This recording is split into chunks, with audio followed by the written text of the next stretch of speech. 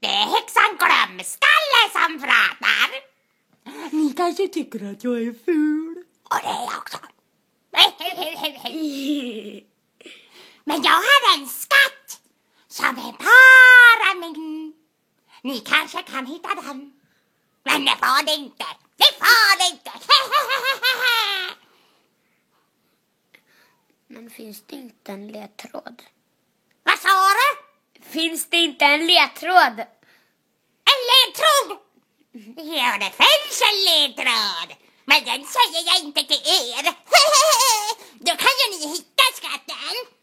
Jag säger inte att skatten finns i bokhyllan i hallen. Nej, nu sa jag det ju. Nej, typiskt.